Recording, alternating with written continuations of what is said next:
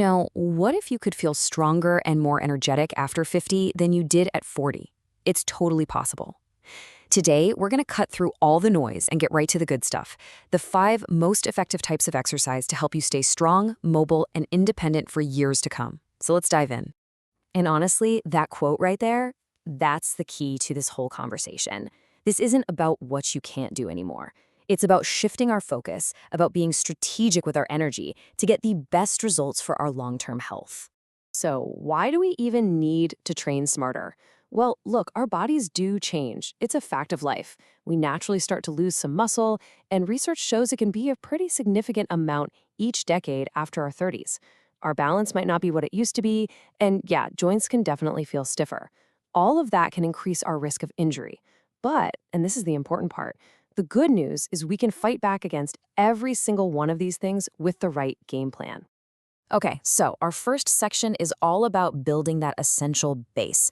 I want you to think of these next 2 exercises like the concrete foundation of a house. Everything else we do, it's built right on top of this. First up is a big one, strength training. The goal here is simple but so powerful. We want to preserve and, even build our muscle and our bone density. This is truly our #1 defense against feeling frail as we age. And this is where it gets really practical. I mean, strength training isn't just about lifting heavy things in a gym. It's about how that strength shows up in your day-to-day life. It actively fights that muscle loss and keeps our bones strong, which lowers the risk of fractures. But really, it's about having the power to carry all your groceries in one trip, to take the stairs and not even think about it. And for so many of us, that incredible joy of being able to safely scoop up your grandkids and play with them. And you can start simple, bodyweight squats to a chair, using some resistance bands, it all counts. All right, let's move to our second foundational pillar. We need to take care of our heart, right? Our cardiovascular health is crucial, but we need to do it in a way that's actually kind to our joints. And that's where this next exercise is an absolute star. Walking. It's got to be one of the most underrated, accessible, and effective exercises on the entire planet. The benefits are just huge. It's fantastic for your heart, your circulation, it helps you manage your weight, and it can seriously lower your risk for chronic stuff like high blood pressure. Plus, and this is a big one for me, a simple walk, especially if you can do it outside in nature, is just a proven way to boost your mood and melt away stress. So you see how these 2 work together, right? It's a perfect partnership. Strength training builds your body's physical structure, your muscles and bones. And then walking makes sure your engine, your heart, is running smoothly and gives you the endurance to actually use all that great strength. Okay, so our foundation is poured. It's solid. Now it's time to build the support systems around it. This next section is all about the exercises that are going to protect you from falls and keep you moving easily and smoothly. And let me tell you, this is a really big deal. The single most important benefit of our third type of exercise, balance training, is that it directly tackles a major cause of injury as we get older. Plain and simple, it's about reducing your risk of falling. And you know what's great about this? You don't need any fancy equipment. You can start building your balance right now. Just try standing on one leg for a few seconds while you brush your teeth. Or practice walking in a straight line in your hallway, heel to toe, like you're on a tightrope. These little movements, done consistently, build up your coordination and, just as important, they build up your confidence.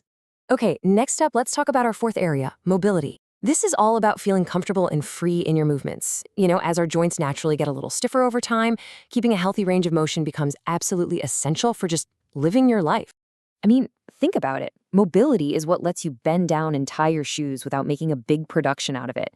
It's what lets you reach for something on that top shelf with ease.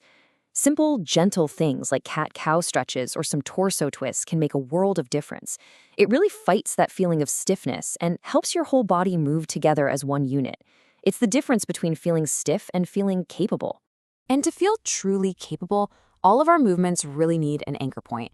And that brings us to our final and honestly our most overlooked piece of the puzzle. Everything we've talked about so far is supported by this one area. Let's talk about the center of all your strength, your core. A strong core is so much more than just having six-pack abs. It's the entire support system wrapped around your spine.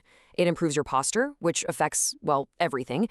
It dramatically cuts down the risk of that nagging lower back pain that so many people deal with. And it acts like a central power station, making every other movement you do, from walking across the room to lifting a box, safer and way more efficient. Even a simple exercise like a bird dog or a modified plank can build this critical support. Okay, so we've got our 5 essential areas. We've got strength, walking, balance, mobility, and core work. That is a fantastic toolkit to have. But if you had to pick just one, which one is the absolute most important for success? Well, here's the twist. The answer is none of them. The real secret isn't what you do, it's that you do it.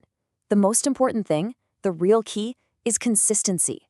Consistency will always beat intensity. Doing a little bit of movement regularly is infinitely better for you than one huge killer workout you only do once in a blue moon. So, how do you actually build that consistency? The blueprint is actually pretty simple. First, start slow. Be patient with your body. Second, focus on doing the movement correctly. Good form is everything for avoiding injury. And maybe most importantly, you have to find activities you genuinely enjoy. Exercise should feel good. It shouldn't feel like a punishment. And of course, it's always a smart move to have a quick chat with your doctor before you start any new routine. So let's end with this one thought. Forget about trying to do a massive overhaul of your life tomorrow. Instead, just think about one small, enjoyable thing you could add to your week. Maybe it's a walk in your favorite park. Maybe it's doing a few of those balance exercises while your coffee brews. Maybe it's just putting on some great music and dancing around your living room. What's one thing that actually sounds like fun to you? Because that, right there, that's your perfect place to start.